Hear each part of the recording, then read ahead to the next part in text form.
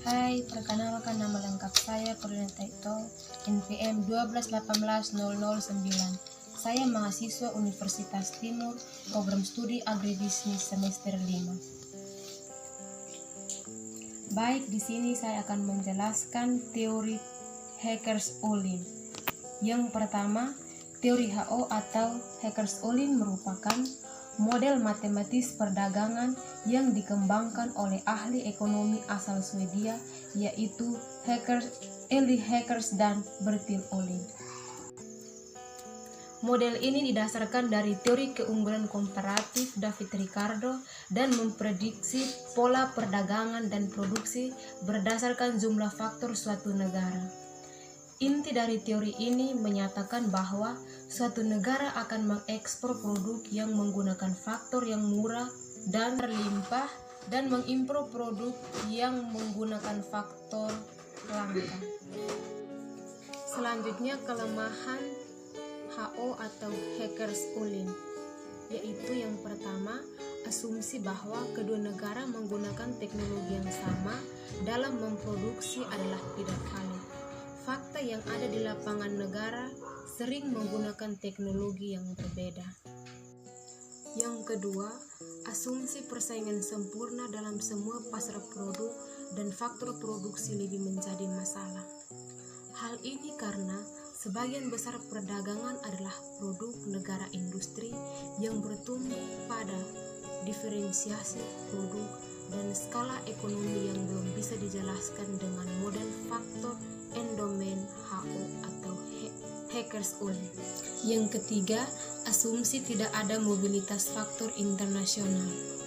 Yang keempat, asumsi spesialisasi penuh suatu negara dalam memproduksi suatu komoditi jika melakukan perdagangan tidak sepenuhnya berlaku karena banyak negara yang masih memproduksi komoditi yang sebagian besar adalah dari impor.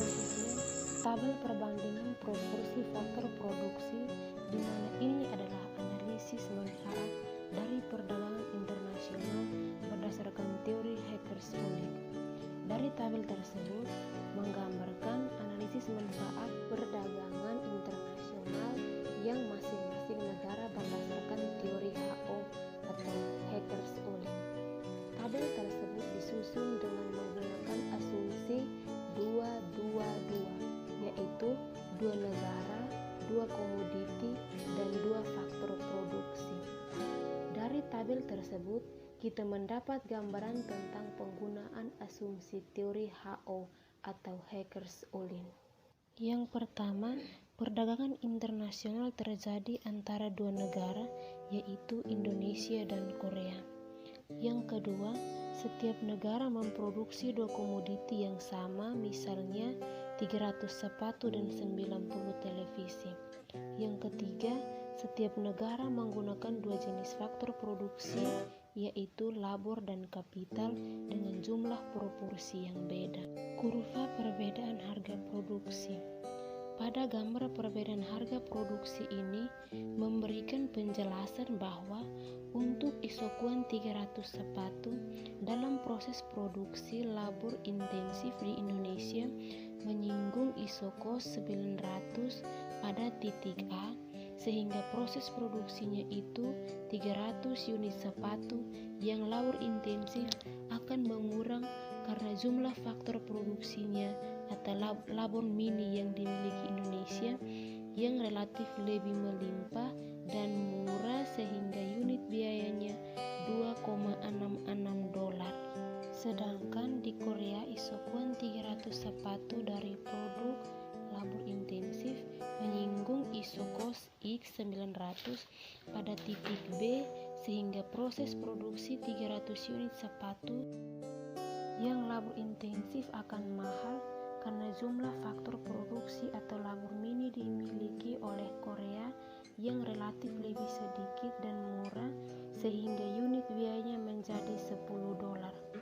Sedangkan kondisi sebaliknya untuk isokuan 90 unit televisi di Indonesia menyinggung isokos 900 pada titik C sehingga proses produksi 90 unit televisi yang kapital intensif akan lebih mahal karena faktor produksi atau kapitalnya yang dimiliki Indonesia ini relatif lebih langka dan mahal sehingga unit biaya menjadi $10.